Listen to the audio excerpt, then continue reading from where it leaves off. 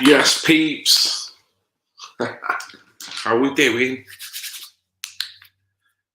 Good to be here. Thank you for jumping on. Sorry about the lateness. Technical stuff. Things running late in the background. I've got a guest coming on that's had a little bit of a personal hitch going on as well. So it's one of them days, I guess. So hello and welcome. Thank you for jumping on. Hope you're doing okay. It's Red Pill Phil. I'm going to be having a guest, Donna Proctor, talking about all the brilliant efforts that she's trying to do to help to do right by people in the world of activism. So, yes, big shout out to Katie Jane Swallow and also Sharon Binks. Yes, Mike, how we doing? How we doing, pal? Hope you've had a good weekend. The weather's been good. Quite fresh, but beautiful. So I hope you've took full advantage of that, my friend. Who else we got? Yes, mate. How we doing? Hope we're doing all right. Hope we're staying positive. Yes, keeping the vibes high. That's what we want, don't we? I had a visit to Manchester yesterday to an event. Just deciding on which takeout to have. That's quite an important decision, my friend. Depending on, there's so many different factors, isn't it now? Now Snoop Doggy Dogg's introduced this new takeout world because you've got to work out your best takeouts in close proximity, how fresh it's going to be, whether they can deliver the chips that are going to be crispy or soggy, or whether they're going to get the right address. All these are new little problems that have arose. And whether you want to go Italian, Chinese, Indian, Spanish, whatever flavor is around you, Gio. Oh man. So it's I hope you make the right choice, my friend. Mike, I hope you make the right choice. Yes, Mackay, how we doing? Good to see you jump on, my friend. Hope you're doing well. Had a good weekend. Hope it's been good for you. Living your life, enjoying yourself. That's what it's about, isn't it? I was out, like I say, I was out on Saturday in Manchester with people that revelled with being free in Manchester, and it was a good occasion, although there was a tinge of sadness to it. Not so much for the lack of turnout, but just for the reaction, really, from the wider public. It's the usual, isn't it? But other than that, the people there were positive. It was a great event. Everyone that turned up, kudos, because with the sun being out, there would have been numerous amount of things that people could have been getting on with and probably did get on with, and there would have been other events going on up and down the country as well. So 7:28 is at the time. Yeah, you're right there, dude. You're right. What are we on here? Indian, the spices improved mood. Yes, you're going on the Indian. Yes, that would be good. We can all venture into what we like as a personal preference, can't we? I do like my onion rice from an Indian. My local Indian does a very nice onion rice. Yes, don't get me going. I've just had to literally rush my takeaway tea down there. I had spaghetti. I had a pasta that was spicy, and it's only kind of just kind of going now. Oof, so sorry about that. We are waiting for the guest that's going through her own issues. So I do apologise. Hopefully we'll get to speak to Donna very soon. So we're just kind of filling a little bit of airtime here just to reacquaint, see what you want for tea, see how your weekend's been going on, the usual stuff. You know what I mean? So I hope you've been doing well. What else we got going on? What? News terrible year and terrible weekend, mate. Mackay, mate, why? What's happened? Is there another comment that will explain? Another takeaway in 2 nights. You must be rich. It still has to be an Indian for you. Oh, here we go. Here we go. A little bit of takeaway snobbery. Here we go. Or takeaway envy going on here. Is it?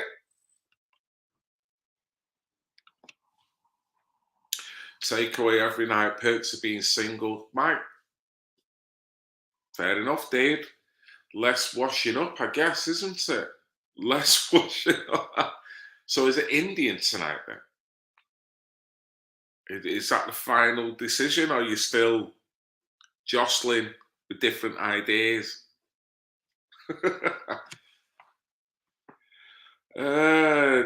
Did you or your wife cook the spicy pasta, Phil? No, it was a takeaway, my friend. It was a takeaway. I've done exactly what Mike done, and we all decided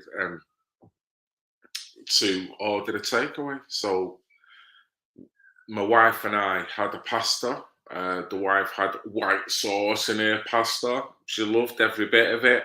I was like, I had a spicy kind of spaghetti pasta with a little bit of green in it. Very nice, very spicy. We had a shared garlic bread.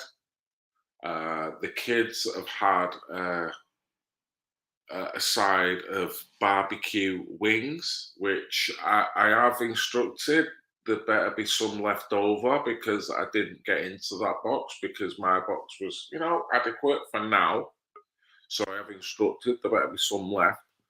And I think one of them, the eldest, has had a pasta like the wife, and my youngest has had a pizza.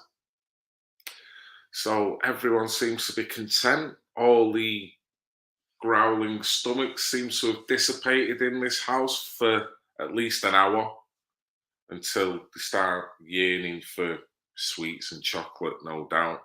So yeah, everyone's happy here. Thank you for asking. Thinking Chinese. Oh, look, Donna's in the house. There's me waffling on about my takeaway, and Donna's in the house. Mate, Chinese is a very good idea. I love me Chinese. I love anything. Yes, Rob, how we doing? Yes, and who's this? Mackay again. Sound like my mouth. I'm salivating still. Sounds lovely. Yes. Carry on. It probably was, mate. I couldn't even tell. It was just buried in between everything. It was kind of a fancier element to the normal pasta. But it was very enjoyable, my friend. And the spices did have a little bit of a baseball tournament around the palate, let me tell you. But all that considered, let's get our guest in here. Donna, how are we doing?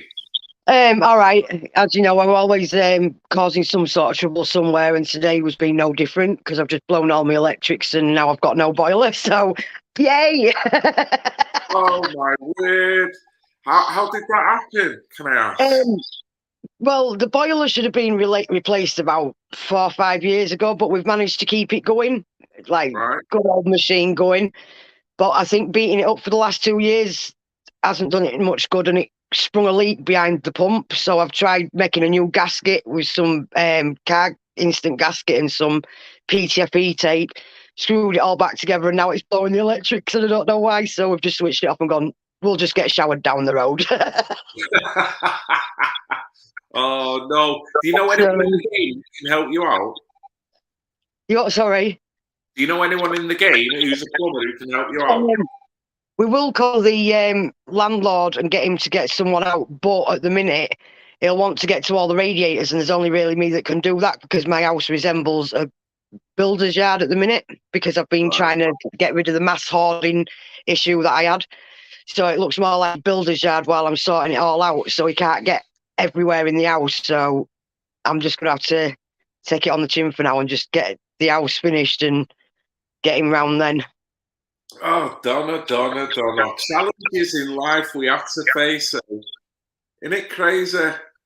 Yeah, but it keeps me busy and it keeps my brain busy. So there's worse things that can happen. There's always someone out there that's worse off than us. So I just grin it off. Don't let it get me down. It's certainly the positive way of looking at it. But let me look at it this way, Donna. Your weekend, or at least your previous days before the weekend and the weekend, has been busy enough, hasn't it? I mean, yeah. Let's start from the beginning. The last time we spoke, let's put bookends on this. You were going down to London. Yeah. How did that go? It was interesting. I was a little bit annoyed on the Tuesday when we should have all been at Parliament, to be fair. And one lady turned up from, I think it was Barnsley. But apart from the group that was at the camp, no one else turned up. So it was just like, what are you doing, guys? Do you not realise what you're doing? Yet they're turning up outside Parliament when it's empty on a Saturday. Yeah. And I'm like, this isn't going to work. What is the point of being out there when it's empty? So, no, and if you can hear that in the background, it's him and his bloody e-cig. It whistles when he just takes a toot of it. I can understand why you're disheartened when you put all your time and effort, and you're doing it for the right reasons. You've got logic and rationale on your side. Yeah. It's not irrational what you're asking and what you're saying, and the outcome if people don't kind of act on a personal level, never mind as a collective. Yeah. And then when you go there, like I say, I know I can see through the posts, the various posts, all the preparation you've gone to, the time, the travel, the effort, and to see only a certain select people actually have the same ideal as yourself, when in reality you're putting it out there for the whole frigging nation to get on. Yeah. In reality. Don't get me wrong. The guys that were there were absolutely awesome. We managed to do what we said we'd do with the money that was donated. So I've got the receipts for all that. So it didn't go into someone's back pocket. And we had a genuinely good time down there. And there's some young lads that was there, right? And I tell you now, they're the type of people we need to be backing up these days, because they're young, but they know their stuff. And I tell you what, absolutely awesome listening to them. There was Ben on the megaphone, and Mike went up. Did you see the clips where we was chasing the police round? Yes. We won in the end. We got them. And they got red pilled. Oh, yeah. Definitely. The chap with the beret, I'm not sure what he was called, but he's certainly articulate and knew his stuff. Yeah, he does. And I tell you what, it'd be a pleasure to run around with a camera after him again.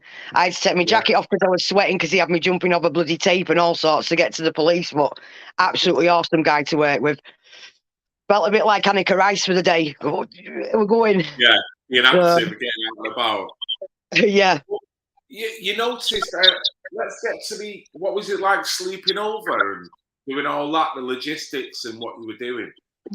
It was cool because, we had a couple of issues with the police because they were allowed to start a fire pit. But one night they come and spat the dummy out, didn't they? And then the next night it was, you can't start it till 8 o'clock. And I have got another video that I recorded where it didn't go live or anything. It's actually just on my phone, and I just haven't had a chance to go through it yet, but I can always send it across to you if you want to add any bits in. But again, they worked well together as a team, and they got the police. It didn't escalate the situation. It was kept calm.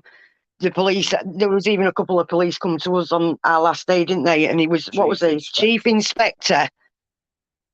And he was quite good. He actually stood and spoke to you at your level. He didn't think he was better than you. He didn't think his shit didn't stink. Do you know what I mean? He actually spoke to you at a good level. So fair play to him. Right. But no. He said that the police was. He actually turned around and said that the police were more politicalised now and not. A fresh air. It was good to hear that they've noticed. So. It's a question of what they're going to do about it when they notice it. Yeah. Noticing it's one thing. Because he's just that one person, yeah. Because what we're noticing now, Donna, is activism has got to come at a real price here now. Yeah. You've got to put your life, not so much your life on the line, but you're sacrificing a lot by standing up. Yeah. And it's great that a policeman acknowledges where the police force has gone. But then I would ask, what are you doing to truly stand up in the environment that you now have acknowledged it is what it is? You know, and I think we're all getting there now in whatever we do, in whatever field we're doing, in various YouTubers, Facebookers, people like yourself who are just trying to do the right thing. It's standing up against the tide of everything that's telling you that you're wrong for doing it, and we could assassinate your character for doing it as well. It's all that's all coming anyway. It's all coming anyway. We know that's coming. Do you know what I mean? All you have to do is look at how they're trying to stop cash, how they're trying to control your fuel, how they're on about they're going to now ban red diesel on the 1st of April, is it? So, which means that they're on about now rationing normal diesel. And this with the electric cars, I've just found out recently that even though you're going to be charging your car outside your house, it's actually going to be on a separate circuit. And if they try and say if the grid is low on energy, that can then drain your car, so you wake up to no battery even though you've had it on charge all night. Or if you don't comply, you'll only be able to do 40 miles that day because they'll cut the electric off. At that point, you know that it's going into that communist credit score system and we're going to be screwed. You know, I love it when they bring out these big ideas. You know, we've got to go digital by this time. We've got to go electric by this time. But then everything that needs to run alongside it in order for that to happen, and we're still only talking about a small percentage of people that probably could do this electric, could do the plugging outside of the houses. But they're admitting now that even with the small number that could do it, they can't handle it.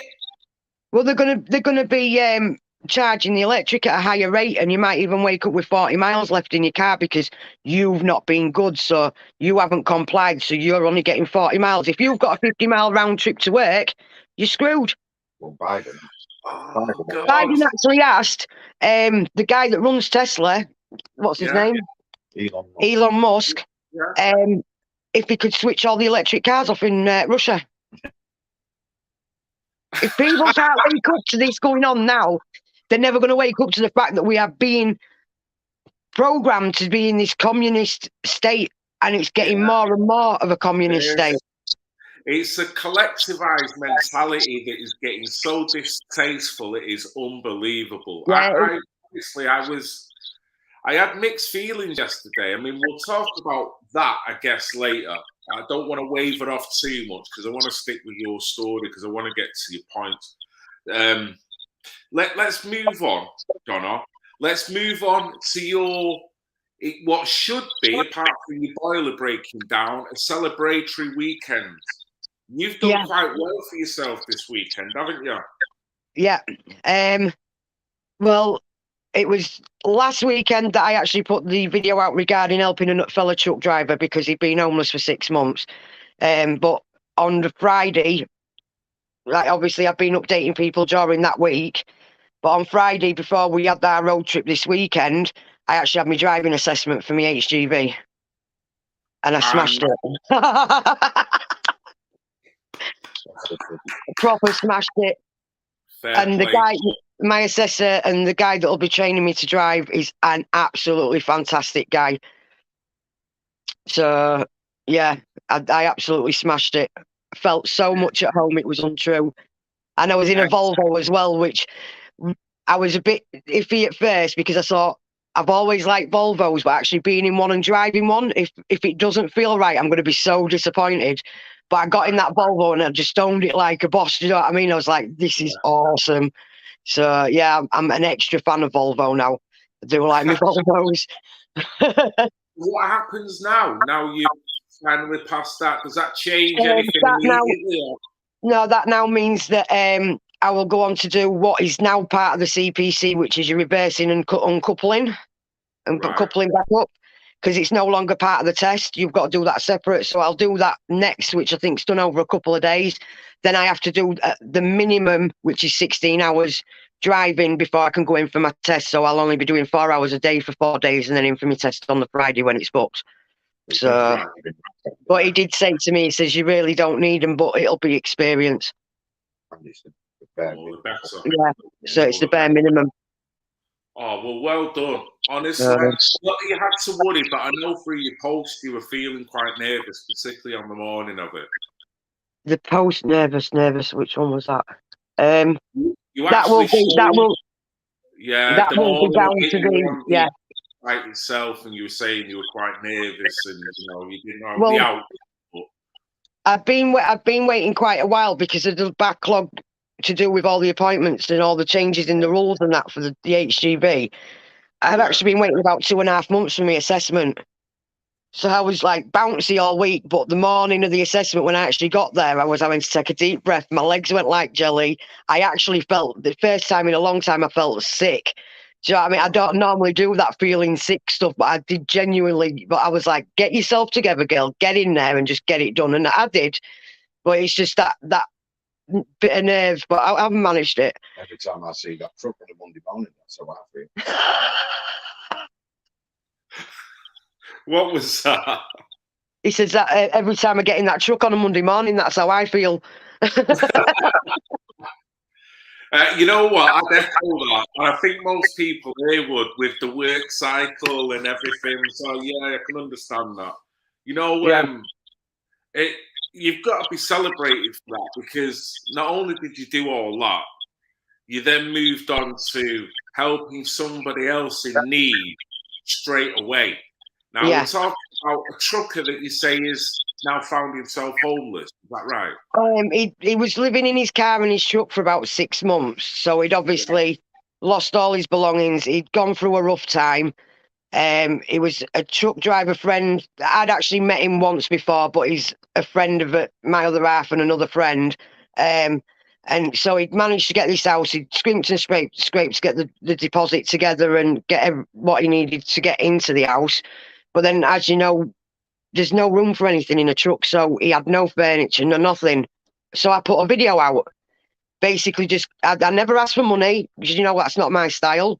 I just asked if anyone could club together and get anything that we could to make this guy's house and home. And that's what we did yesterday. We went to Cannock, didn't we? And then to a place near is it pronounced Wiz Beach? Yeah. So and we're actually going back to Wiz Beach next weekend to get the second lot of stuff because we couldn't fit it all in the van due to people donating that much, and his house is now looking more like a home. Just to give us all a bit of an idea, with your help and intervention here now, how much has it improved this chap's life? What have you been able to go massively? Because even down to the settee, he's got when we got there today, he'd still not managed to get a bed, so he'd been sleeping on the floor. We turned up with a double bed that someone had donated with a mattress. We've got settee, got TVs, TV stands, slow cooker, ironing boards, shoe racks, all sorts, and we've still got more to collect. So, including what he got a lava lamp as well, which he thought was quite. He said before actually seen one running, so he was quite impressed with that. Yeah, table and chairs come this week, but we've got some units, wardrobe, and other stuff to collect next week, as well as go ghost hunting in this house that we've got to collect it from. So, two birds, one stone. Some really good people. Well, you know what? We've got to say right now, haven't we? A massive thank you to everyone who's helped and donated. Oh, massively. Yeah. As much as we're talking about the guy in need, we're talking about the generosity, the people that jumped in then when needed and helped. And believe it or not, it's fellow truck drivers that's helped a fellow truck driver out. So we're not all lost yet, where people think all the truck drivers. No, it's not like that. There are still some old school truck drivers out there that will help each other, and they will hold an hand out when it's needed. So yeah, it was the truck drivers that clicked together and said, right, we need to show this guy that he can make his house into an home and he can be happy again instead of having to live out of his car or his truck. And then somebody's hit his car. Somebody's hit his car, so I've got to get hold of my brother. Someone's nicked his car. Someone's nicked his car, and it's caused quite a bit of damage. But I'll give my brother a call for that because that's his territory. So we'll hopefully be able to sort something out. You know what I mean? I mean, just like your boiler going and all the other complications that just hit you in life. This guy's, only just picking himself back up, and that happens. Yeah, it's one of them. I feel because I've been to that place where if you didn't have bad luck, you'd have no luck. Do you know what I mean? And he seems to just have hit that door at the minute, and that's what's happening with him. But we'll keep him picked up, and we'll keep him in good spirits. The same as us with the boiler, we just laugh it off. It's another small hurdle to go. Like I said, there's people out there a damn sight worse off than we are, so a boiler's now. Certainly. No, honestly, I can't commend you enough for what you're doing, and you're constantly doing other things for other people. Lastly, but not least, Ethan's journey. Let's talk about Ethan's journey for a little bit, Donna. If you could remind people again who Ethan is, the situation Ethan and his family find himself in, and how you are related to all that, and then we'll move on to what's currently going on, please. Right, well, Ethan's a 4-year-old boy that's now in remission from Burkitt's leukemia. He was obviously, he's only 4 now, so he was at a very young age when he got it. It was down to a rash, and if it weren't for the fact that his mum pushed and pushed and pushed at the doctors telling him that this wasn't normal, they wouldn't have diagnosed him. So things could have been a lot worse. But we actually met the family when I'd been in the services, and I took a picture of a Thomas the Tank Engine on the back of a truck. It had no face, so it fascinated. They have to take the face off for transport. That's why Thomas doesn't have any face when he goes down the road. Well, I didn't know that at the time, but I just thought it was a bit weird seeing Thomas with no face in the services. So I took the pictures and put them on my Facebook. And the next thing, someone called Shaz contacted me and says, right, there's this little boy and he loves all this stuff. Can I pinch your pictures to put on his site? He's got leukemia. And I says, would you send me a link to the site? And it's just gradually gone from there. We've got involved where now we actually have days out with the family. We went and seen Ethan yesterday to drop his jigsaw puzzle and the T-shirt off that someone else had designed, and got me cuddles, and he had me chasing. Well, he nearly killed me off chasing me around that garden, didn't he? But he had me chasing him around the garden and showing us how I tell you what, he drives better than some of our drivers at work. I tell you, he had that parked in that little space, not a problem. So, but he's like I said, his signature is his thumbs up and this absolute gorgeous smile that he's got. Because, like I says, when I say that people are going through a damn sight worse than what we are, this little boy should have never, ever, ever had to go, let alone his parents have to see their own child going through that. Do you know what I mean? And they managed to raise money, and they're still just waiting for the charity number now. But they've actually managed to make a charity out of, so that they're like how I said with the light workers, they've made something positive out of something so dark and negative, right? And so and they're an absolutely awesome family. Do you know what I mean? I've got so much respect and admiration for that family. It's untrue. And to be able to call them family in that sense, it's nice. Do you know what I mean? And like I said, you just fall in love with Ethan when you meet him. And I've decided to do something really stupid. Yeah, he's decided to do something really, really stupid, right? For Nathan's charity. For Ethan's charity. Yeah. Sorry. There's a bike ride going on it's the end of July, and 30th of July, they're setting off from John O'Groats to go to Land's End. Wow. Well, he's not been on a bike for about 5 years. And the first weekend, which includes his birthday, he's actually going to cycle. It's around 70 miles a day for the first 2 or 3 days with Ethan's dad, with no practice. He's going to be walking like he's shit himself for a few days. He's going to ramble it. God, mate. That is hardcore. That is hardcore. I've got to say that as a cyclist, that is hardcore. 70 miles a day. Particularly if you've not been conditioned. You must. Well, he can't talk about doing his back out, so this is going to be so funny to watch. So, You know, I can see people giving money watching Dave go through the torture of it rather than what the cause is for, if that makes probably, any yeah, sense. because there are people out there that probably would like to see him in a lot of pain and would pay to see him carry on going for extra days. So that might be a good way of raising some more money for the charity by just saying that. You want to see some more? Right, well, if we hit a target, he'll stay on for another 24 hours. That's brilliant. Absolutely brilliant. It will do. I do have a don't do what I do because I'm an idiot.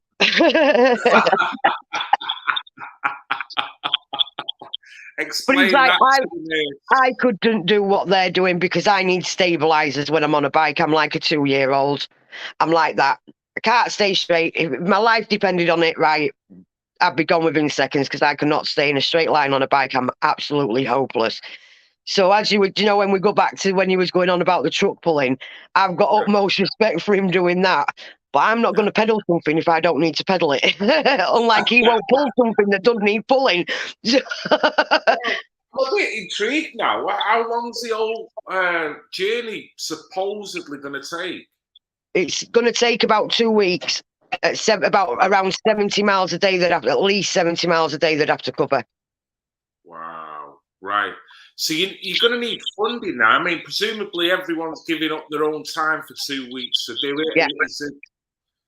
I mean, same again. We've got to look at that because I'm looking at this now and I'm thinking, I wouldn't mind getting on that, but there's no way I can give up 2 weeks work to go down there and do the legit. And as much as I want to do it, as much as a personal, yeah, as well come as and join us when we're near Manchester.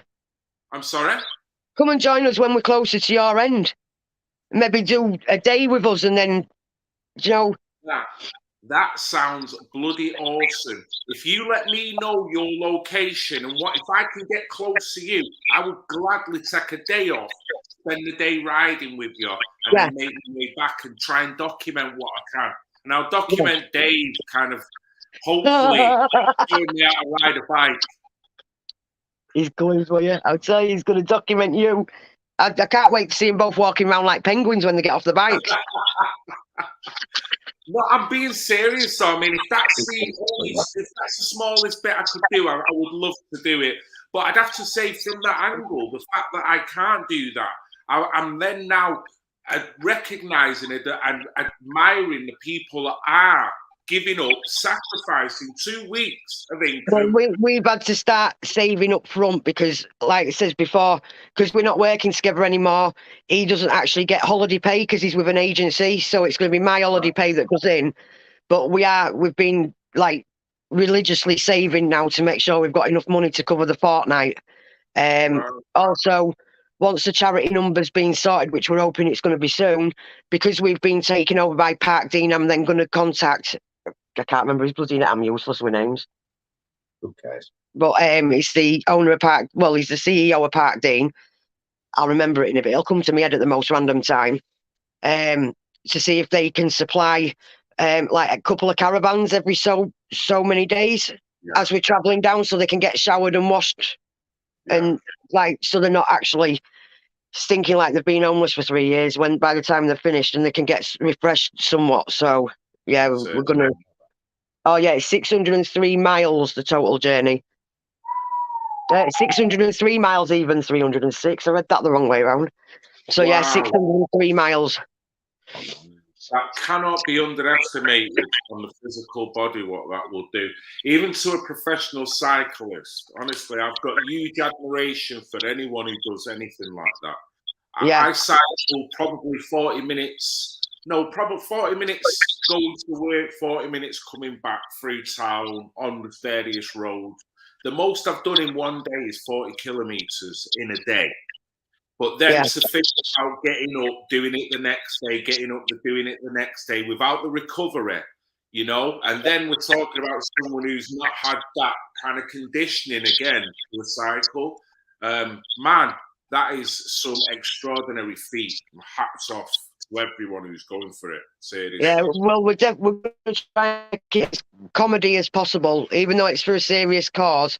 I think Cal's on about doing it in his underpants at one point, with a bottle of gin in his hand. So I'm going to put my there's going to be some strange sights along the 2 weeks. This is exactly why I'm coming along in the van, and I'm going to make sure my battery is fully charged continuously because I'm not missing none of it. I'm going to put my I think so. I think the YouTube platform is off the chart, isn't it? Once all this gets uploaded, you know what I mean. There's going to be some sites riding through a place near you. Especially me on a push bike. Him on a push bike, he said he's taking his beer helmet. He's got one of them helmets that have got the beer things there with the straw that comes down so you can drink the beer straight through the straws off his helmet. So he's on about wearing that. With beer in it, I take it. Well, if the other one's doing bloody gin, I can't see why he's not going to be doing beer. And we're looking at doing 70 miles a day, are we? Was that the original plan? Yeah. Okay. Yeah, more like 7 minutes. No, I'm sure Dave. It'll be well planned. It's just whether you manage to keep to track with the plan. That's the problem. I don't think on a serious level, though, I think when the time comes, if you let me know well in advance, and we could try and set up something whereby on a daily basis we could upload some form of update. Like a newsfeed update thing, yeah, that'd be cool. On the phone with Donna. You know what I mean? And like whether it's just little uploads of an individual who's done 5 minutes of filming of that day, or whether it's like this at night doing a 5-10 minute stream on how it went, how you feel. Yeah. It's too heavy because there'll be. Well, it'd be funny to get a couple on the nights as well because I'll get them as they're getting off the bikes and they're trying to walk like John Wayne for a drink. So I'll get some of them ones. I'm just sleeping on the bike. It's going to be a question of filming. Is this going to be ambulance chasing or what? I've got a feeling about this. Well, originally we was going to take LC, which is my escort vehicle, so we could have the flashing lights and stuff on. But I don't know if we're going to have it back in time. But if I do get LC back in time, LC will be coming with us. So, but that obviously that's an exit. Well, it's still escorting at the minute. She's got 364,000 miles on the clock, bless her, and she's still going strong. But she's an escort vehicle. So it'd be ideal to keep them lit up on the way down. So hopefully we will be in that one. But if not, we'll have to take the transit. So. Or Gizmo, as we call her. So being dehydrated, out of breath, suffering from some kind of mental disorder, I'll have to deal with flashing lights as well, just to keep me on. Looking fantastic. It's going to be fitting. It's going to be fitting all the way up to Jenny Jones, isn't it? It'll keep him pedaling. If I want bloody epileptic before, I will be at the end of it. We'll have to get some high BPM kind of rave music to fit with the fits that Dave's going to be having. Oh, Dave, mate, I feel for you. Have you got an onboard doctor that's going to be riding right behind you or what, mate? What? An onboard doctor. We haven't thought that far ahead, have we? I don't think. I don't trust them bastards. We've got a first aid kit. We'll be fine. Don't bring a doctor anywhere near me. All you need is a couple of plasters, you know, and something for the chafe. Yeah, first aid kit and a bit of cold water will be fine. It'll be fine. Yeah. What can possibly go wrong? Unless that medical thing tastes like banoffee, right? Don't bring them anywhere near me because that'll be no good other than that. No, right. You can't eat them. They're no good. You're definitely, yeah. In terms of, I know you're not thinking along this lines because I guess the activity and what you're doing it for is enough. But we know the cause for Ethan. What we're talking to facilitate for equipment to help his life or holidays. No, this is to help This is actually to help other families that have got children that suffer with Burkitt's leukemia. What it is when he was first diagnosed with it took the government 6 months to pull their hands out their asses and help him with anything. They could have. The government didn't give a shit whether they was going to lose their house or anything, and they had to be with their little boy. So they thought, no, we need to help other families where they're not going to feel all that extra weight on top of what's happening with the children. So this is why the charity evolved, and they want to help other families so they get that financial support when the child's going through that, so they've not got that struggle like this family had. They're trying to stop the everyday struggles when you've got that to deal with. So that's why the charity came along. It's because obviously, like, you know, we get our healthcare free, but it's the cost of living when you've got nothing coming in and the government won't pull their fingers out their asses, right? And you think you're going to lose your house and everything else on top while you're trying to look after a poorly child. So this is why the charities come into play, and they'll help other families with children like Ethan make sure that they've got the support for the mortgage, they've got the bills paid and everything else. So they've not got the way it feels like the whole world's on your shoulders. They can concentrate on what's happening with a child. Certainly. And I mean, like you say, it's hard enough with what's actually going on. I mean, if you can alleviate some problems along the line, it's going to make a massive amount of help. I mean, I know you don't want to put a ballpoint, but from an event like that, what would you consider that you would be happy raising, or what do you feel an event like that should justify in raising? To be fair, any amount helps. Do you know what I mean? It'd be nice to see quite a lot in the pot, but any amount helps. But it's not just the raising the money; it's the awareness, because it's simple things like rashes that doctors will brush off and say, "Oh no, it's fine." And it's yeah, especially when you can't see a doctor now, that could end up like Burkitt's leukemia. There's a little girl that's not far from us. She had a picture took, and if it weren't for this picture being took, and it was something to do with her eye, they wouldn't have found the eye cancer that she's got. Do you know what I mean? So it's just getting the awareness out there that if you as a parent don't feel comfortable with the diagnosis you've got, push, because even something like a rash or a funny colour on a photograph in your eye could be something serious. And it's just getting the awareness out there so people don't have to see the children in the late stages of it, where they've actually found it earlier, to be able to defeat it. And like with Ethan, he's gone into remission, and hopefully that's where he's staying. Do you know, it's people need to. It's heartbreaking. Yeah.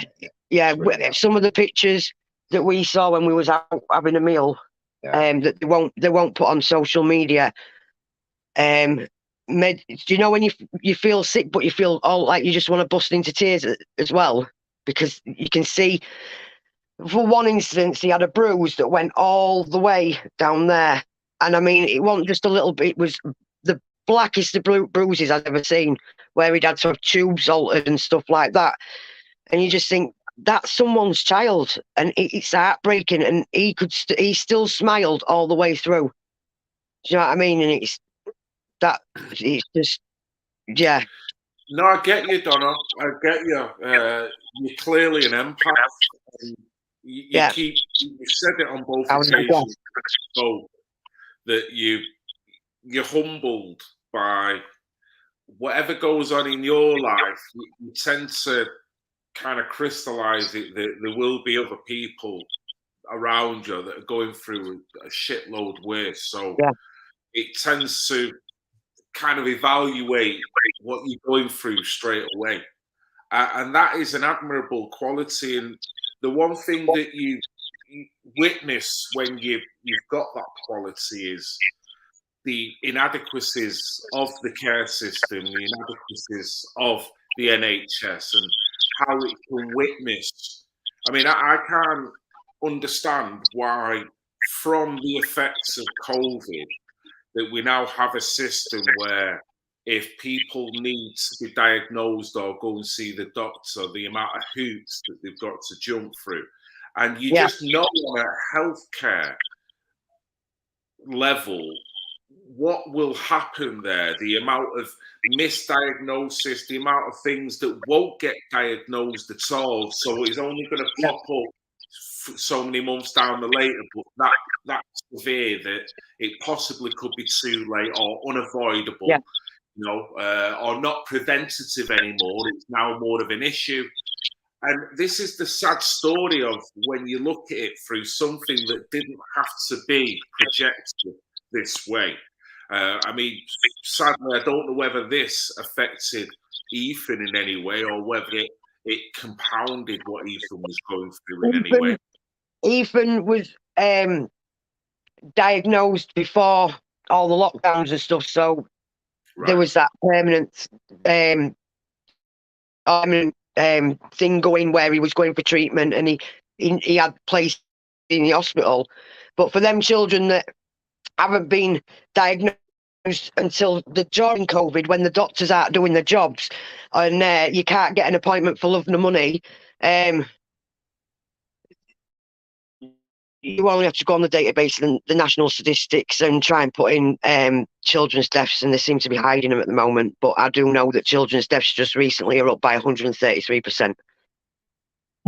So it's hard because, you know, as an activist, I've been all around this subject, and I've been slapped up and down by this very platform for doing it. So there's only so much I can actually say. I mean, put it this way, I've deleted my Manic Mank channel yesterday because I've had enough of this platform. They frivolously struck me for something that they claimed that I didn't do. And I've had enough. I've literally had enough. There's too many platforms. There's other things I can do. So with replying to what you're saying now, I've got to be very careful in how I reply back. You know what I mean? But we both know the consequences and the ramifications over the past couple of years. Going back to what you were saying, being an empath, you can see it. And it's enough. I feel it as well. And sometimes it's not nice. So... yeah. Sometimes being an empath can be more of a curse sometimes than it can a gift. But at the same time, I embrace it because I don't want people to be going through the pain, especially knowing being at the lowest point of my life myself. I know what that pain feels like and not wanting to be here anymore. I don't want other people feeling like that. And I will do whatever I can to help anyone to make sure that it's just simple things like putting a smile on someone's face. I know I've done something right that day through making someone smile, because that person could have been feeling the absolute worst inside, and you've just made them smile. It's made that difference. It stopped them crossing that line from being down to dangerously down to feeling a little bit more better, knowing that there are good people around and there's still faith in humanity, even though at the minute a lot of it does look like it's dark and awful, and well, we know where we could go with that one, but yeah, it's seeing hope, isn't it, Donna? I think people need that hope moving forward because life is so uncertain with the direction and with what's happening immediately to them as well, and what we can see. And looking at other countries, you know, we're all thinkers here, and it's almost like governmental organisations are not telling us to think anymore. They're telling us just to do as we're told. And that's difficult to swallow when you can see and when you can feel in terms of your pocket what's going on. And, you know, when certain news stories don't correlate with what you see and what you realise, you know what I mean? So it's a difficult time to be here. This is why me being as active on any of the platforms now, I'm not really interested in that now. I'd rather just come on once or twice with something of meaning rather than jump on to something that's got no meaning whatsoever, because I think people need something a little bit more now than just to be able to. They need hope. They need to be able to see people around that's got the strength, got the will, and actually still thinking about people as well. Yeah, because it's like going through it's like going through long grass to try and find things, right? And when you've gone through the last 2 years and everyone's going, stay in, protect Granny and Grandad and do this and do that, and these same people have actually turned from that to wanting to kill people because of the narrative on the TV, you're thinking, what are you?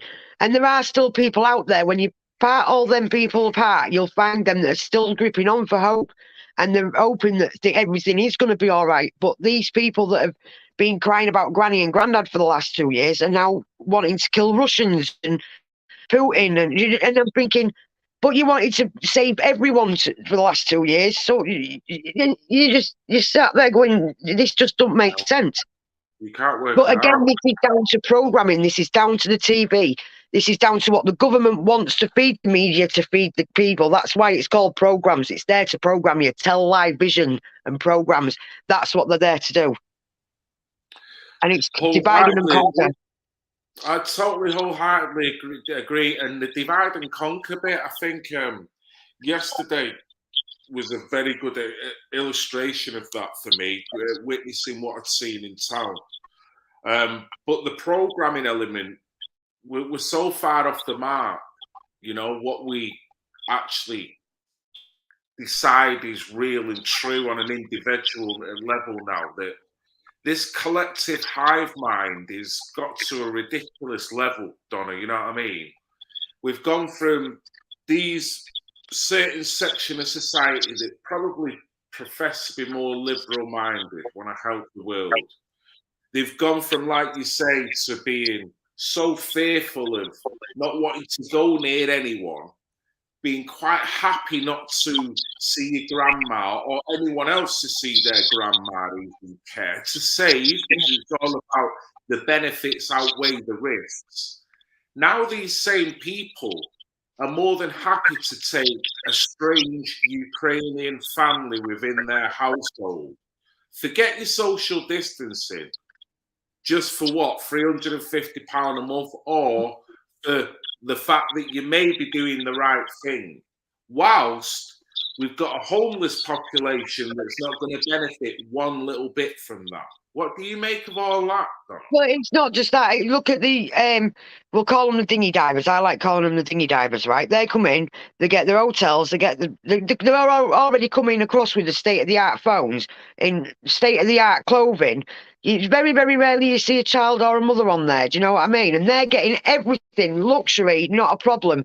These guys, they're offering to pay people £350 a month per person at their own, which will probably be taxed. And if you're on benefits, you'll probably get your benefits capped as well. So you've got to think of all them little bits where they're going to sting you right up the arse with the other bits, right? When these dinghy divers are probably getting more than that a week, let alone a month, for these hotels to look after them.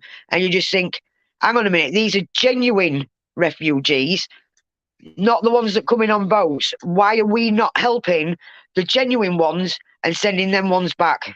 Because they didn't come from a war-torn country. Because I tell you what, they won't be coming across here in bloody top-of-the-range tracksuits and the best iPhone going.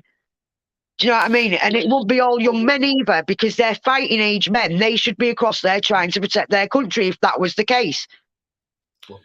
Well, there's a difference between a refugee who needs proper refuge and an economic migrant. I mean, that's really what we're talking about here, yeah, isn't it? But, you know, my general point with all of it, Donna, is, well, let's put it this way. The disparaging thing that I witnessed yesterday, I witnessed in one square little part of town, the little greenbelt, Piccadilly Gardens.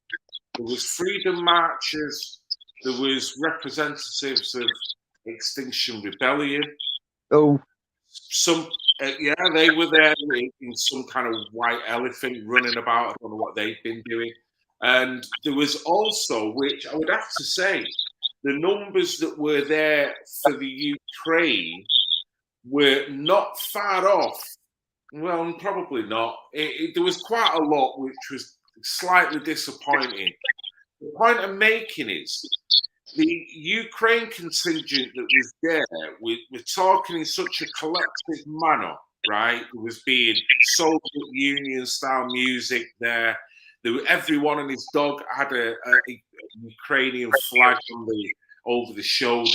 They had children with buckets walking round Piccadilly Gardens collecting money on behalf of the Ukrainians. Now, what really got my goat is I come from probably about 10 minutes away from there. I literally grew up working class area, council estate.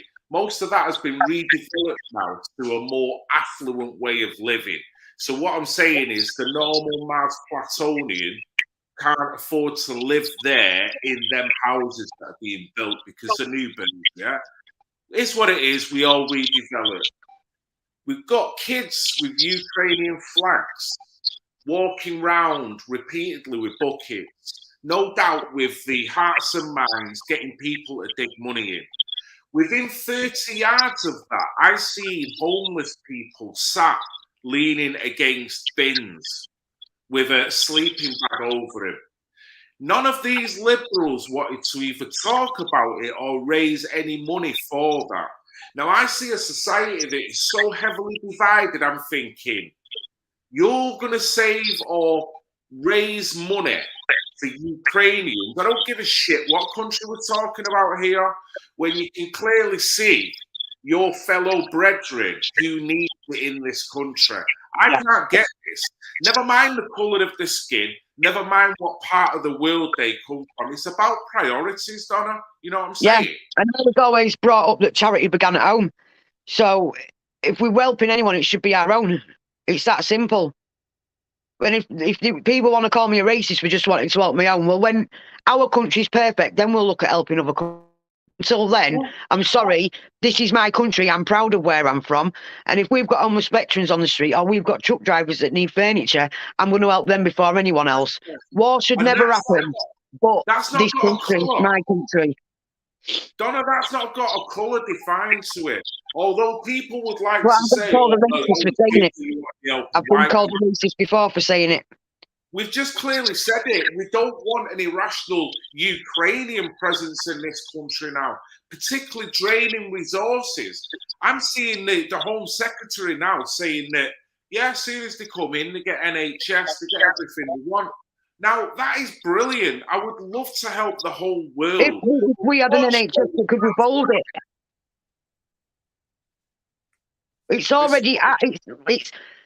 This, to me, this has been part of this big plan anyway. When you hear them going on about, oh, they're trying to privatise the NHS, they've never stopped trying to privatise the NHS, so they're trying to crash it, right? And this is just going to have more and more and more to it because it's on its last bit of elastic now, and it's not fit for purpose. I'm not slagging nurses off. I'm not slagging doctors off. I'm saying the NHS at the minute is not fit for purpose. When you've got top dogs on massive wages doing knack all in an office, that money could be going to the hospitals. There's people doing nothing on desks that shouldn't be getting paid that type of money when we've got nurses and stuff like that on basic wage working to the point where they can't stand anymore because their feet hurt or they're that tired or they've seen something that bad that it's caused them to have a mental breakdown at the end of the shift. Do you know what I mean? This is the type of country we're living in now, and we've got top dogs on top tables fiddling with the pens and the paper clips doing jack shit apart from looking good. Right, that they shouldn't be getting paid that. That should be going into the hospital that they're running. It's that simple. You're so right. You're so right. It's this collectivized mind that's starting to really come out now. You know, we've got to virtue signal. We've all got to be running in the same direction, and then we can allot all this money over there, and then there doesn't seem to be any kickback from it, but. Well, you only have to look at the MPs are looking at another £3,000 pay rise, aren't they? But fuck you, Jack, £2,200 or something daft like that for the MPs pay rise. They can afford the gas bill, they can afford their electric bill, they can afford the fuel. But fuck you, Jack, you're just one of the little people. You'll be all right. You go on the poverty line with the rest of them and starve. It shouldn't be like that. No, it shouldn't be.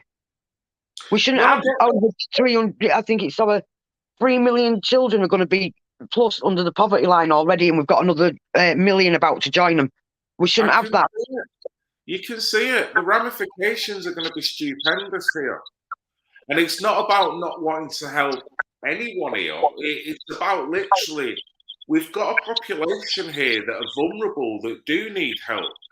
And you know, if we are talking about helping society, if you're going to lock down a country because you want to help the older aged people in society, then how is this logical to say let's open the borders up to anyone Ukrainian or anyone at this fucking point?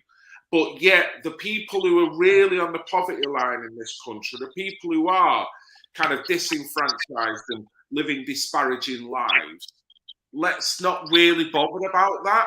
I still can't get the image out of my head of middle-class kids running around Piccadilly with Ukrainian flags on, knowing that their very parents will walk past a homeless guy and won't do nothing for him. They'll probably look at him and won't even want to engage, but they're that virtuous that they're then going to propagate everything towards an external force in another country when there's been so much manipulation on that whole narrative. It's a joke. The very thing they should be worried about is out their fellow guy there who hasn't got a pot to piss in, and probably his only hope is if he can pinch a bit of spice or something. I'm thinking. The thing is, though, if they did their own work and they actually looked into the last 8 years in Ukraine, I bet they'd be thinking a little bit different. But the news hasn't covered the last 8. Well, occasionally something will come out in the news, right? And I'm one of them where I'll read the headline, then I'll go and research, because you can guarantee once you get into the actual article itself, it's full of shit. So, but there is always something there in the title. Go from the title and find out your own truth. But they don't know what's been happening in the last 8 years. The fact that over 20,000 people have been tortured and raped that are Russian speaking in the Ukraine. You know, I mean, I'm not going to go into great detail, otherwise we might just get kicked off. But they don't do their own work into it and don't realise that this isn't all one-sided, and this isn't the Russians going at the Ukraine. This is 3 years and more now, where a lot of people have died. And people need to do the research and look into things and stop listening in mainstream media, because it's the hype, isn't it? The hype is that insatiable. There was a video I watched yesterday. Someone's uploaded segments of the march yesterday on YouTube. And I remember the section where this person had been interviewed, but I didn't see it, and I don't know this content creator that's uploaded this thing, but there was like a cosmopolitan area, and call it the Northern Quarter in Manchester. People are sat outside, the sun is shining, gorgeous day. Fair enough, but the world's a serious place at the moment, and it's great thinking that the foot has been taken off the gas and the world's gone back to normal, and because I don't need to get a jab to walk down the street, everything's fine. But as we know as free thinkers, we know very little has changed in reality. If anything, it's getting worse. Exactly. So as we're walking down, this chap spoke to a guy that was sat behind this partitioned area having drinks with his friends, right? Now, his opinion that these guys that I was with, walking down, shouting for freedom and all this, freedom of speech, freedom of health, he thinks we're all full of shit. He thinks we should forget that straight away because the Ukraine is the biggest issue at this moment in time. Now, same again on a level of someone who knows how to tie his shoelaces, supposedly knows left from right, supposedly can spell his name properly, can't understand where that logic is so fucked up, knowing that he'll probably live in an area where half of his brethren are on the breadline. Probably he has to walk over people that are on crystal meth, smoking all kinds of shit. But he's now worried about Eastern Europe. And I'm sorry, I don't know whether I'm labouring the point here, but I don't get the conscious level behind what is actually going on currently, Donna. I don't understand it either. I really don't. We went to the market last Sunday, didn't we? Now, the first person we spoke to was actually Dave's ex-brother-in-law, but it was actually the first market stall we went to, right? And I was only getting shampoo and conditioner because I'd run out of conditioner. Right. And I was like, the guy at the stall, he started a conversation with me, and his first line of the conversation was that Putin needs bullet to his head. And I was like, whoa, whoa, whoa, whoa, whoa, whoa, whoa. And I actually, because I don't get nasty. If they want to listen, I will stand and I will talk to him. Right? If they start getting nasty, I'll walk. You know my style. I'll just walk away and go, tell you what, there's no point trying to talk to you. Do you know what I mean? But he actually listened. And I told him, I says, go back 8 years. I says, look at what's happened in the Ukraine. Look at the biolabs that are in the Ukraine. Look at everything that's been going on. Putin is not no MP or prime minister or anything. Anyone's perfect. But he's not what the mainstream are making him out to be. Do you know what I mean? Do your own work. And as for that bloody prime minister in the Ukraine, actor, comedian, and now he was actually, when he was an actor, he actually played the president of the Ukraine, and now he's the president of the Ukraine. What the hell? Are you going to take a comedian seriously running a country? Mind you, saying that we've got one running our country, haven't we? So we really can't say now. But hey. Yeah, but Mr. Potato in a wig. How can you, one, trust the media? Two, with the ferocity of the way they've pumped this narrative. Three, that we've all got common sense and we all know with tabloids now. Most of us have got common sense. There's a lot that haven't these days. Yeah. You know, one thing I will say, I mean, I won't keep you too long, Donna. Thank you very much for your time here. But I love it. I'm enjoying it. Oh no, great, nice one, and nice one to Dave as well for sitting in on this. But the media, the ease in which they are quite happy. I mean, these are probably the very reason why you've got liberals doing what they're doing and totally misguiding their loyalty and their support because of the media.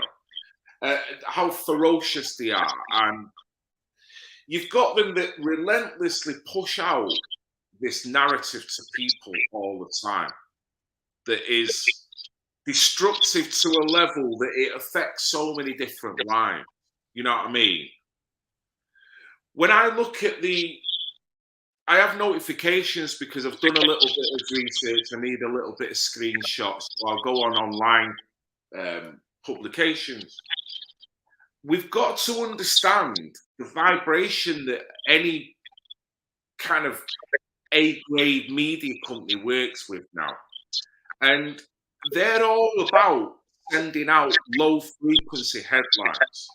And the reason why I say that, as we know, but on the right side of my screen, Donna, I don't always click, but I'll get notifications, whether it be from Google or whatever. And it, like I say, I'll end up subscribing to the Daily Mail and all these kind of publications.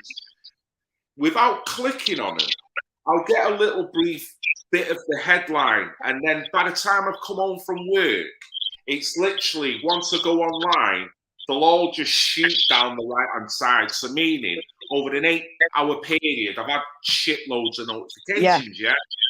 When I look at the overall content, just not actually click on it, just see the short headline. Yeah. It's sad story after sad story after terror story after someone's just died, after someone's just been horrifically done this, after Putin's done that, after Putin's done this. And there's never any, I won't say never, there's hardly ever any good news. So what I'm saying, that's the way they use that side of the programming to keep how it was going on about Big Pharma and stuff like that. If they carry on pumping this into people and people are listening, it then causes the depression, which means Big Pharma can start handing out more tablets, which means they've got more sick people. They're getting more and more money because you're using these tablets, because a healthy person's no money to Big Pharma. Big Pharma won't like the likes of me and him because we don't use them. Totally agree with you on that level. On another level as well, you've got someone who's trying to live their life. Someone like maybe me who thinks, fuck a lot of it. How can you live your life proactively when you see constant headline just knocking at you? Your life's changing this way, your life's changing that way. Mars bars are getting smaller, tax fuel's getting, and all this all the time. It makes life, I wouldn't say intolerable, because you do still find a way of shining. But that can also edge to the collective mind and how easily people are drawn into hype stories because how easy people could be manipulated as well. And that's the only point I wanted to get over here with the influence of the mainstream media, as opposed to someone who can free think and stand back from the lot of it. But still, I've got to live round it and analyse what all this is happening, how this is happening, whether it be to you or to people who you get don't really interpret it properly, which means that then their decision making and their actions are so fucked up, where they're running around collecting money for Ukrainians when they've got a problem in this country on so many levels. When you think about it that way as well, we wouldn't have this bigger problem in our country if these so-called charities didn't have millions and millions and millions in the bank and was actually helping the people that were supposed to be helping. So it's a massive vicious circle. And no matter what angle you look at it, there's always something that's not, it doesn't fit together like a jigsaw puzzle should, right? There's big gaps in it because someone at a charity, instead of actually earning if you want to earn a wage out of it because it's your full-time thing, then earn a wage out of it. But to actually be able to take private jets and flash cars, right? That's not just a decent wage, that's taking the piss when a lot of that money could have been going into the charity. Instead of holding money in charity banks, get it out there and use it for the people that it needs to be used for. But again, because the government get the clause into all the charities, this is hence why you've got to have a charity number, right?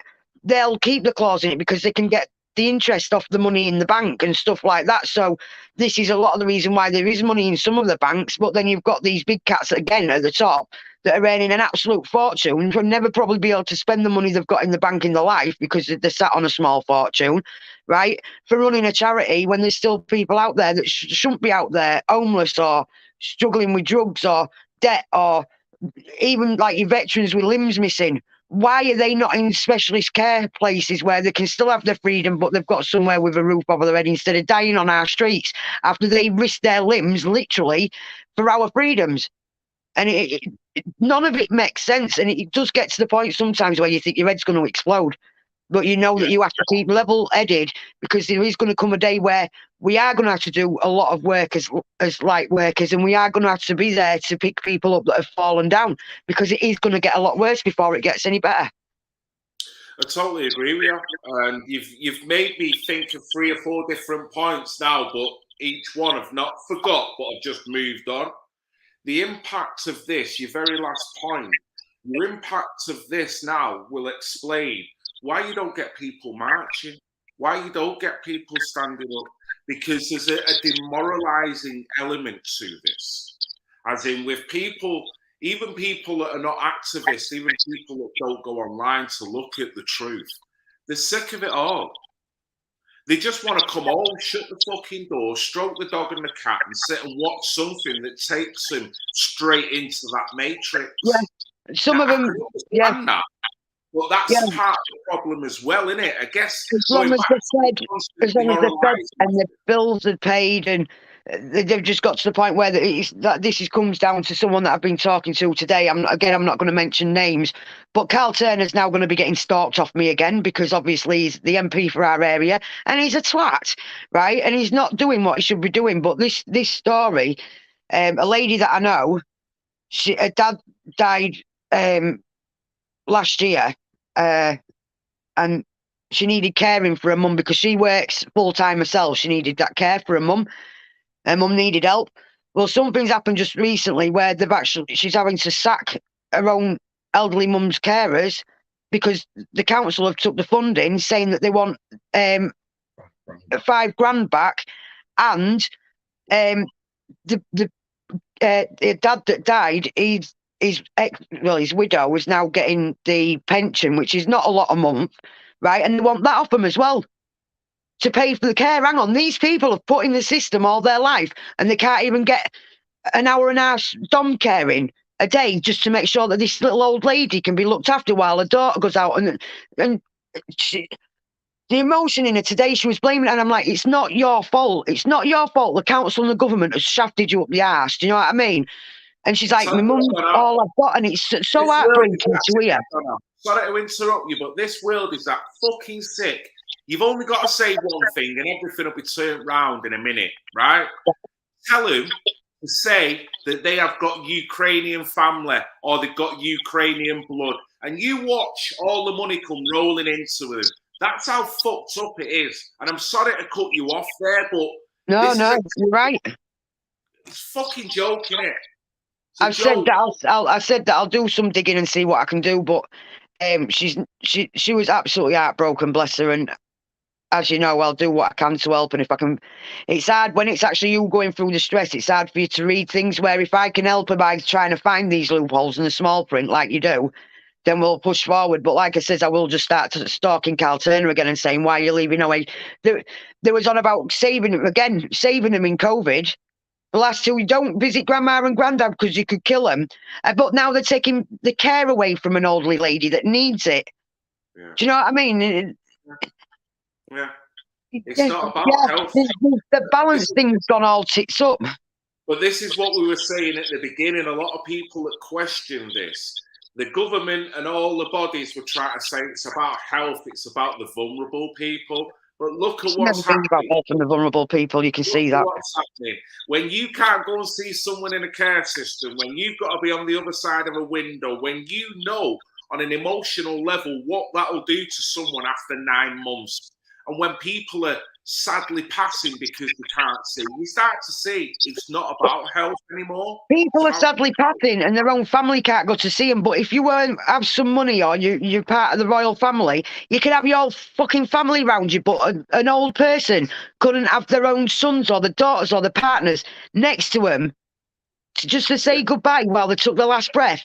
That to me is one of the sickest things I will ever come across in this life. It's knowing full well that if you have a bit of cash, you can have your full family there. But if you're just one of the normal Joes, right, you can't have no one around you when you take your last breath. The last time you want to see your family and just say goodbye and they're not allowed. No, I will never, ever trust any government because of what they've done to people over these last 2 years, ever again. And that is one of the main reasons. No, I totally agree with you. There's unforgivable action here. Yeah. And I would totally go with all the initiatives if there was truly something that justified that. But what we've seen nowhere near justified that. You cause more pain and suffering, anxiety, depression, alcoholism, and probably abuse all over the place. And still now, like you say, with the backlog, with the way things are in terms of getting attention and care now, with the way they can willfully kind of keep you at arm's length because of this new system that they've got in place. It doesn't seem to be working for people anymore. And one thing, the other part I was going to mention, and I'll let you get your word in, sorry. It's, for me, I don't want to go dowdy or go low, but I have to be realistic. The more I see what is going on now, more life itself is more about profit than it is prosperity. When I look at it like that, I think, man, you know, it is sick and it is twisted. So it is nice having conversations with people like yourself that can see it and also will want to put an arm around people like you, recognize what they're going through, and others like the lady that's going through the issue that you spoke about. You know what I mean? Yeah. Carl Turner's it won't be the first time I've been put in Carl Turner's support group for being a cowbag with him, so I'll become a thorn in his side again. So I've got a tendency of tagging him in things. I ended up in the support group 3 times one year because I was going to run for council, but I was a day late with my paperwork, so I couldn't do it. But I actually threatened to take Carl Turner's office off him and everything because he couldn't do his job properly. So he knows who I am, and he knows I can be a thorn in his side. And if I can't find any answers reading for him, then I'll start going straight at him and other MPs in the town and going, what the hell are you doing? If he fucks about, right, get a harness on and pull his fucking car to John O'Groats with me. You know what I mean? Yeah. No, careful, we're on a live.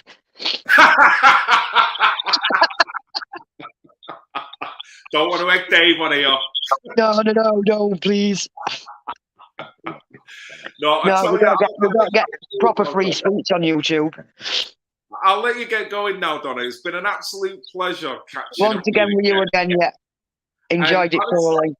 I want to have you back more in the capacity of talking about like the social care. We spoke about that because I know you've had issues going on, and you've certainly got opinions on what you've experienced and moving forward as well, and happy stories. Yeah. So I'd love to get them experiences out so people could get the benefit of them. You know what I mean? Well, even if I only help one person, I've helped one person. Do you know what I mean? So just to know that no matter how hard things get, just keep that frown upside down and keep soldiering on. If you need to recharge, you recharge, and then you come back fighting quicker and harder than ever. Don't ever give up. Don't become a victim. Especially these days with the government and everything else, just don't become that victim. Keep smiling, keep it light, keep your vibes high, and we'll get through it together.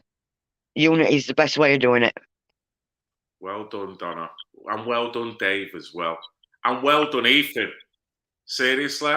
He must be so proud and lucky, you know what I mean? That he's got help and support in the way of you two guys, and no doubt the group. I've got loads of support, but it's nice to be able to spend time with him. And like I said, with the things we was going on with the charities before, we know where this is going. We know the family, and we go through ideas together, and we know that it's genuine, and it just feels so at home now. And it seems right for this to be the charity after all the bad luck I've had with charities in the past, not getting back in touch and stuff like that. This is the charity that we need to help. Even if it does kill me by drive. What was that? He says even if it does kill him by riding a bike. Mate, I tell you, that's a legendary bold move you're making there, mate. And it's actually come out on a live now, which can be used against you in a court of fucking law. How cold evidence, Dave? Oh no! And honestly, when this happens, keep me in the loop.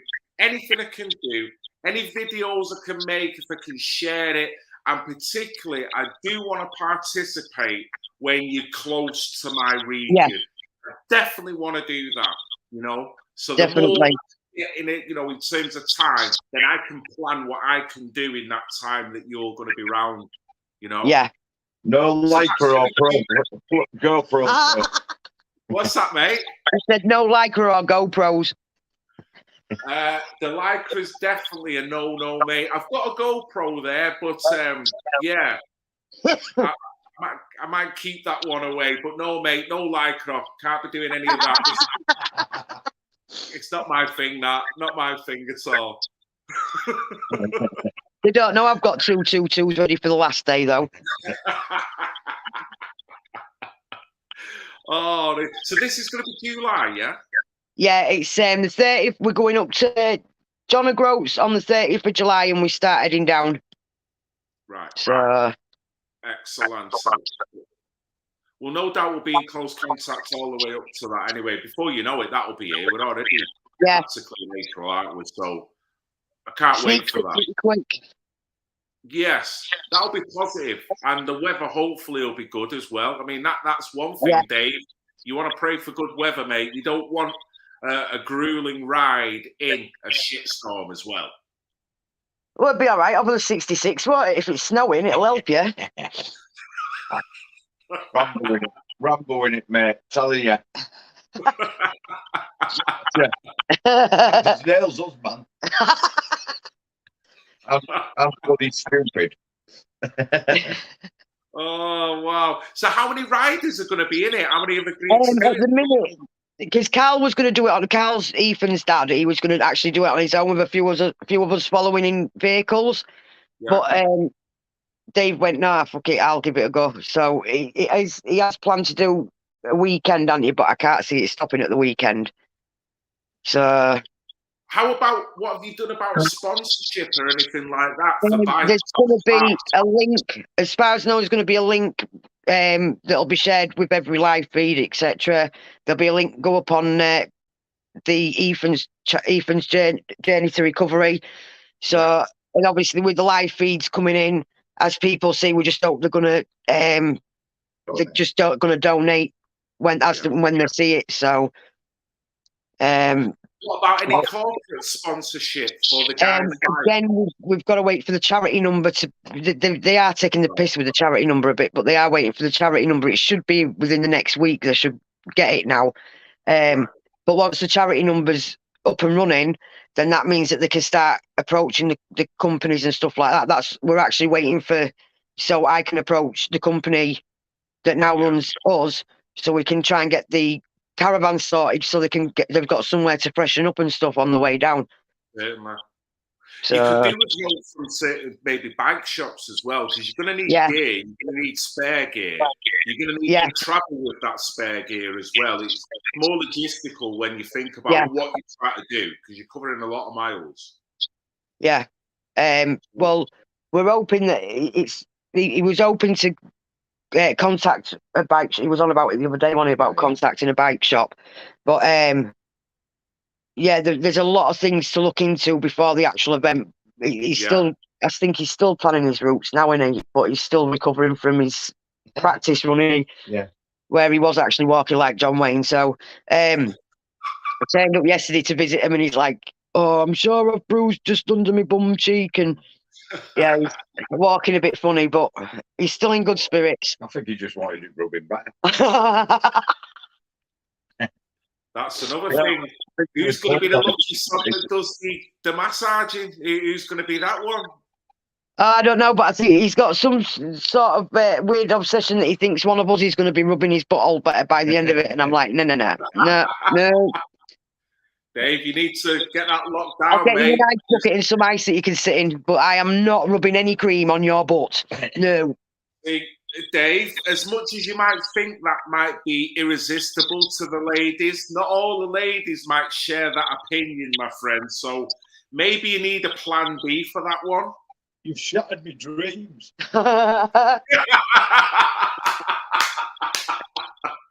And I tell you what, Dave, don't be asking me to do it when you come past this way either.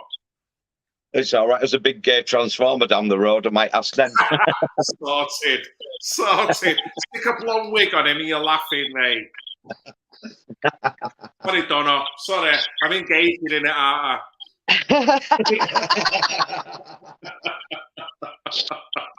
Shocking. Right, guys. Any last words you want to say before you get going? I can't think. I think we've covered trying to put the world to rights for tonight, haven't we? So we've done it all. I'm sure there'll be more subjects next time that we could try and kick off about.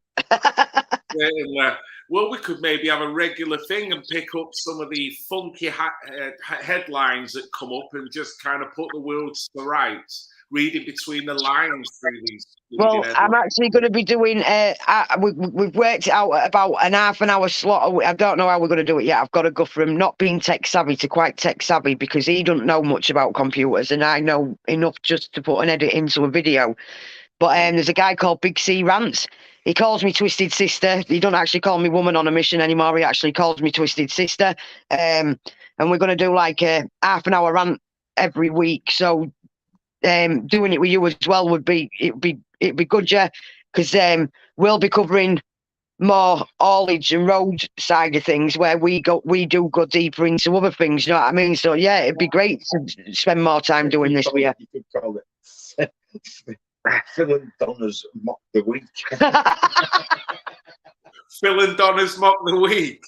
You know, I like that.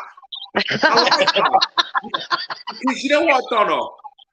You don't mince your words, and when something's fucking you off, you've got no problem coming out and saying it, and you don't mind if you hurt people's feelings by saying it, but that's not your intention. Well, I don't go out to offend people. People take offence. That's the difference, isn't it? Yeah. We're living in a world full of living kind of snowflakes where everything has to be delicately tiptoed round. Sometimes you just say it as it is. I trigger the bastards well and truly. You only have to look at them. Look at them there. Look at them. Can hell my teeth. 30 seconds in presence of the snowflake and they're triggered when I'm about. Don't even have to speak to the idiots. Honestly, talking real now is a commodity, isn't it? So I think some good real talk and looking through these headlines and just getting a little bit raw, a little bit working class with some of these headlines. Sorry.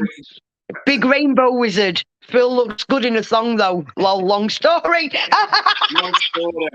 It is a long story, and to be fair, that's a bit of a touche moment, Donna, because I've got a thong upstairs, a black tie dinner jacket thong, and when I was doing lives, I used to basically say Rainbow is one of me best modders, right? Even though he's never been a modder, he's done everything but be a modder, yeah?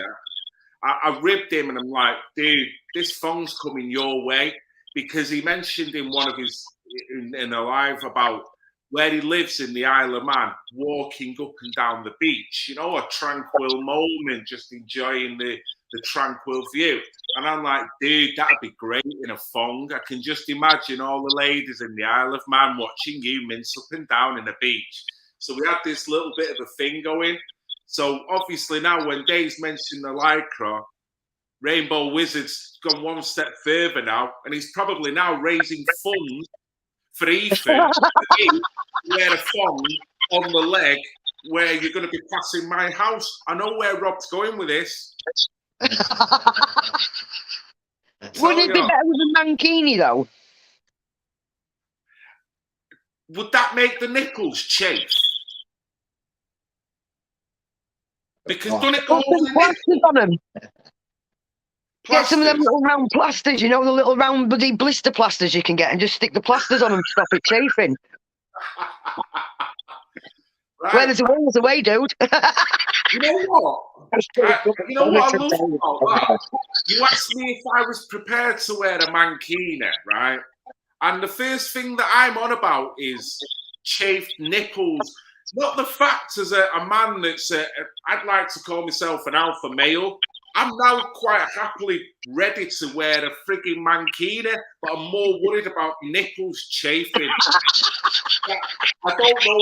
Is that me sliding into metrosexuality there or something? I don't know. No, there's just no worse than nipples chafing. And just letting things fly by and just letting things go for just that little bit, so you can actually just get this bollocks that's going on in the world out for a little bit.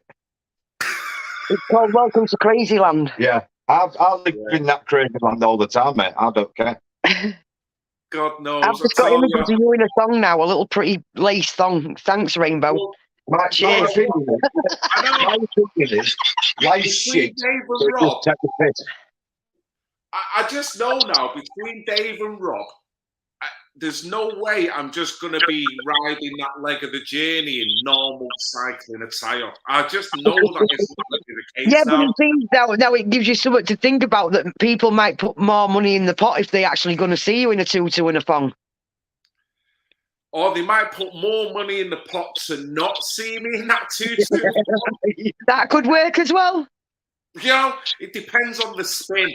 If I can convince them it's not a good idea, me having my bollocks swinging while I'm riding. Just saying. Just saying.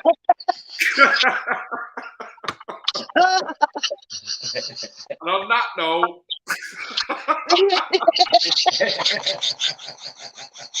oh, sorry, this is for Ethan. Get a new channel, the Mankini Mank. Oh, I'm gonna cry. Well, right. I don't know where to go with that. I've took it to a place where I've got to leave it part. You know what I'm saying? How do you follow that, Donna? I can't. I'm still trying to breathe. I can't do it. When you've got to live in my head, right, and you see the images I've got going through my head, and the images of people on bikes at the minute. Honestly, I don't want to go any further with it. Like I say, I've got to park that bike up there because my mind is like yours. I'm visualising, and I could go all brutal here now, where YouTube are going to go, get him off. Fucking hell, bollock swinging. What's he on about? Nasty boy. Oh, dear me. Oh, Donna, Dave, it's been a pleasure being in your company and chatting. And yours, mate. Thoroughly enjoyed it again. Yeah. Live long and prosper. You too, my friend. You too. Be happy, guys. Stay positive. And I'll be keeping an eye on your posts and sharing them as ever as well. So it won't Did you see me Yoda earlier? You have to check that out when you come off. Me new Yoda. Okie dokie. Listen, you have a blessed Sunday evening. You take care, guys, yeah? And you, mate. Yeah. It's been great. Bye-bye. Nice one. Thanks a lot. Speak soon. See you later. Bye. Oh, what the hell? Where did that come from, Phil? You want to raise money for a wholesome charity by doing something that is positive, but not going to frighten everybody, Phil. I think that's where I should leave that one. The inner workings of the mind is a very strange thing. So there'll be no swinging around of any gonads on that journey. I'm telling you now. You'll be lucky if you see me in a mankini or a thong. But if the price is right for Ethan and his journey of recovery, can't say I won't do it, can I? Oh, Mike, I hope you had a great takeout. I hope you really enjoyed your food, my friend. And I hope it come in time, and I hope your chips wasn't soggy, because there's nothing worse than soggy, limp chips, dude. That's even worse than swinging gonads. I'm telling you. So, guys, keep following what Donna Proctor's doing. I'm going to be following. You can see we have a buzz there. All three of us on the stream. Thanks a lot to Katie Jane Swallow, also to Sharon Binks and everyone else affiliated with childrensmatter.news. Keep following, keep subscribing. Also subscribe to Donna's channel, A Woman on a Mission, on YouTube as well. So there'll be more to come from all of us. You stay positive. Have a brilliant week next week, guys. You take care. God bless. And I shall see you later. And as I normally say, don't mind about soggy chips or gonads. I love you all, even the pissing haters. I love you. I love you. I love you. I love you. I love you. I love you. Even the pissing haters. I love you. I love you. I love you. I love you. I love you. I love you.